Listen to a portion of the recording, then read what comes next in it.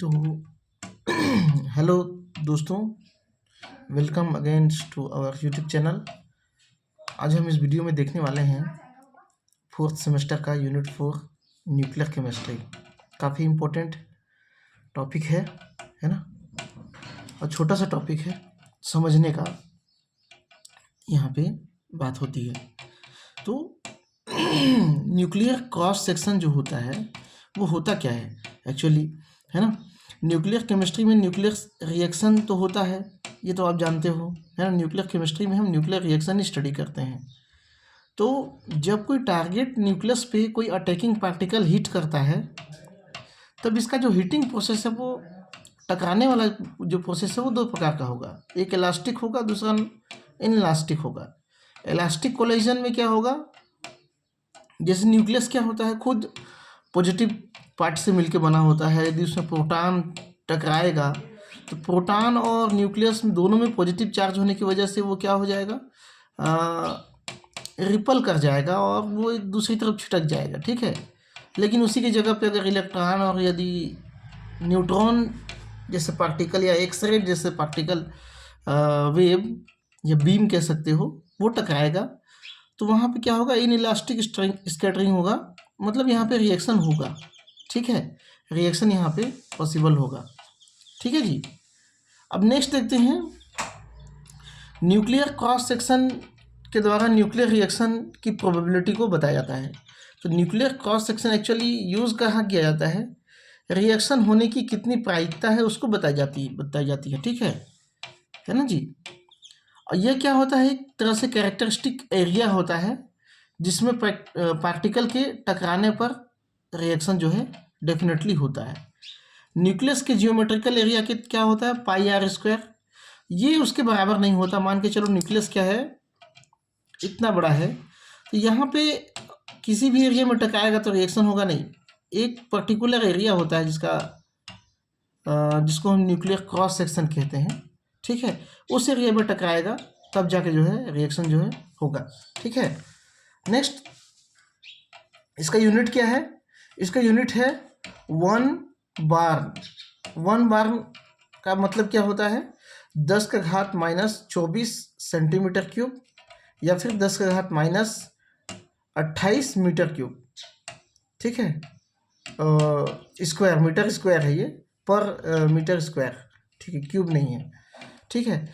अतः स्पष्ट है कि इंसिडेंट पार्टिकल यदि न्यूक्लियर क्रॉस सेक्शन को हिट करेगा तो निश्चित ही क्या होगा, मतलब न्यूक्लियर रिएक्शन जो है होगा, ठीक है। अब हम देख लेते हैं एक्सप्रेशन कैसे करेंगे, इसको हम कैसे बताएंगे। तो यहाँ पे एक छोटी सी समझने वाली बात है, ठीक है, थोड़ा सा समझने वाली बात है।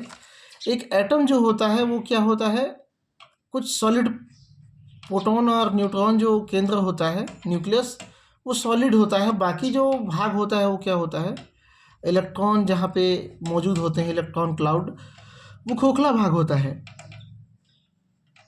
यदि हम यहाँ पे कोई बीम या फिर कोई पार्टिकल भेजें यहाँ पे, फाल कराएं, तो अगर 90 डिग्री पे, ठीक है, तो न्यूक्लियस पे जो अटैक करेगा वो तो क्या करेगा, यहाँ पे रिएक्शन करेगा, लेकिन बाकी जो पार्टिकल है वो क्या हो जाएगा, पार हो जाएगा, ठीक है। बोर का परमाणु मॉडल आपने पढ़ा होगा छोटे क्लासेस में, ठीक है, वही चीज़ है। अब हम यहाँ पे क्या लेते हैं, 1 सेंटीमीटर वाला क्यूब ले लेते हैं, एक है ना, पतली सीट ले लेते हैं जिसमें बहुत सारे अब एटम यहाँ पे मौजूद हैं। एटम है तो भी न्यूक्लियस भी होगा। अब इसका जो थिकनेस है वो क्या है, T सेंटीमीटर है। और यहाँ पे जो वेलोसिटी है, वेलोसिटी ऑफ इंसिडेंट पार्टिकल, वो क्या है, v है। और इसमें जो पार्टिकल का जो न्यूक्लियस है उसको हम मान लेते हैं n0, ठीक है, n0 मान लेते हैं। अब यहाँ पे हम कुछ पार्टिकल अप्लाई करते हैं तो कुछ क्या हो जाता है, पार हो जाता है, कुछ यहाँ पे रुक जाता है, रिएक्शन करता है, ठीक है। नेक्स्ट अब हम देखते हैं यहाँ पे इसका डेफिनेशन। माना कि कोई थिन सीट है जो कि पॉइंट पार्टिकल की वेलोसिटी v से, उसमें हम पॉइंट पार्टिकल को फाल कराते हैं।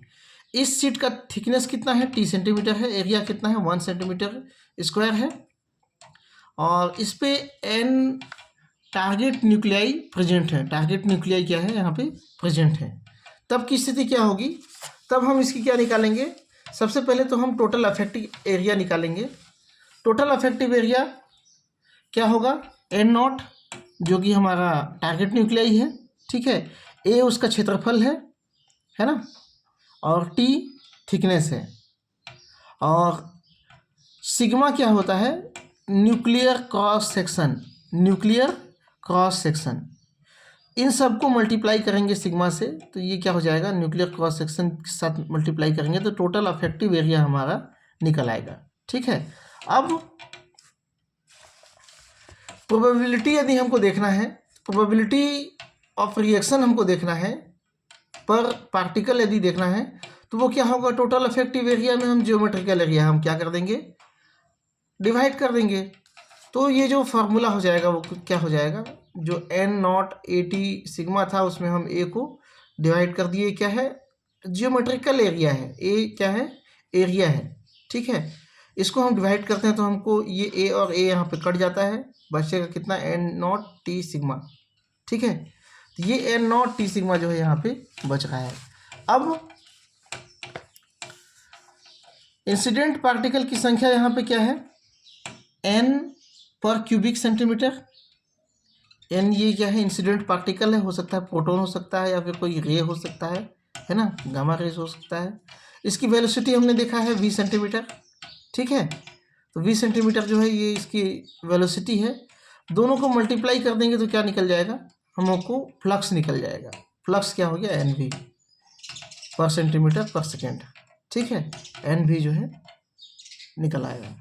अब रेट ऑफ रिएक्शन पर सेकेंड यदि हम देखें तो जो हमारा प्रोबेबिलिटी था उसको हम इंसिडेंट फ्लक्स के साथ मल्टीप्लाई कर देंगे। ये हमारा प्रोबेबिलिटी है, ये इंसिडेंट फ्लक्स है, इसके साथ मल्टीप्लाई कर देंगे तो हमको क्या मिल जाएगा, नया फार्मूला मिल जाएगा, जो कि कुछ इस तरह से है, ठीक है। अब हमको यहाँ पे क्या निकालना है, N naught t sigma into N V, ये क्या बन गया, रेट ऑफ रिएक्शन बन गया, ठीक है। इसके साथ में अगर हम यहाँ पे सिग्मा का वैल्यू निकालना चाहें तो निकाल सकते हैं। सिग्मा की वैल्यू निकालेंगे तो आर तो ऊपर में ही रहेगा, बाकी ये जो बचा हुआ टर्म है वो नीचे चला जाएगा इस तरह से, ठीक है। तो ये नीचे आ गया है। ये सिग्मा क्या बता रहा है आपको, न्यूक्लियर क्रॉस सेक्शन को बता रहा है। ये इसका एक्सप्रेशन हुआ। अब यहाँ से क्लियर हो गया, ठीक है, यहाँ से क्लियर हो गया कि न्यूक्लियर क्रॉस सेक्शन जो सिग्मा होता है यदि वो ज़्यादा होगा तो इंसिडेंट पार्टिकल के टारगेट न्यूक्लियाई को हिट करने की प्रोबेबिलिटी भी ज़्यादा होगी। ये कह सकते हो रिएक्शन क्या होगा, ज़्यादा होगा, ठीक है, रिएक्शन क्या होगा, ज़्यादा होगा। अब इसका टाइप्स में अगर हम जाएं तो ये दो प्रकार का होता है ना, माइक्रोस्कोपिक क्रॉस सेक्शन और दूसरा है मैक्रोस्कोपिक क्रॉस सेक्शन। माइक्रोस्कोपिक मतलब छोटा एरिया, मैक्रोस्कोपिक मतलब बड़ा एरिया, ठीक है। अब छोटा एरिया में हम यहाँ पे एरिया कैसे लेंगे, तो हम सीधा सीधा न्यूक्लियस को ले लेते हैं। एक न्यूक्लियस पे जो इंटरेक्शन होता है बीम का या फिर पार्टिकल का, उसी को हम क्या कह देते हैं, माइक्रोस्कोपिक क्रॉस सेक्शन। यहाँ पे इंटरेक्शन होने की बात है, ठीक है। इंटरेक्शन जो होगा मतलब रिएक्शन कराने के लिए जब बीम उसमें गिरेगा वहाँ रिएक्शन होगा, तो जहाँ पे गिरेगा वो छोटा एरिया क्या कहलाएगा, माइक्रोस्कोपिक क्रॉस सेक्शन। माइक्रोस्कोपिक इसको हम सिग्मा से ही शो करते हैं, जो हम पहले पढ़ रहे थे, है ना। इसी को अगर हम मैक्रो कर देंगे तो सिग्मा को हम कैपिटल सिग्मा के रूप में लिखेंगे।